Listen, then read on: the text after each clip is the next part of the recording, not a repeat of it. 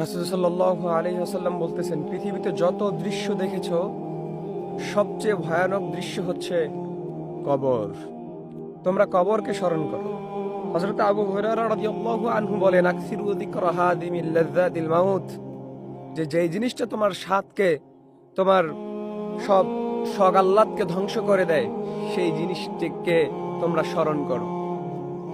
আপনি গরিব মানুষ, আপনি একটা ভ্যান নেবেন, এটা আপনার একটা স্বপ্ন। এমন সময় মৃত্যু এসে, কবরের স্মরণ এসে বা মৃত্যু এসে আপনাকে কবরের মধ্যে নিয়ে গেল, আপনার স্বাদ আহ্লাদ সব নষ্ট হয়ে গেল।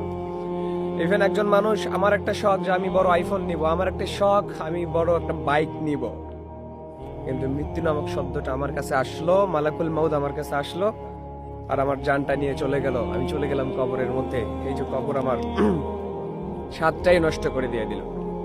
এজন্য হযরত আবু হুরায়রা বলতেছেন যে তোমরা সেই জিনিসকে স্মরণ করো, যেই জিনিস তোমাদের দুনিয়ার সব স্বাদ নষ্ট করে দেয়, সব স্বাদ তোমাদের ধ্বংস করে দেয়।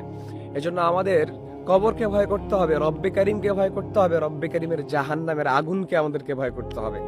দুনিয়ার একটু সামান্য আগুনের ধাস আমরা সহ্য করতে পারি না, জাহান্নামের আগুন কিভাবে সহ্য করব। এজন্য এটা খুবই গুরুত্বপূর্ণ, আমাদেরকে জাহান্নামের আগুন সহ্য করে থাকতে হবে যদি আমরা পাপ করতে চাই।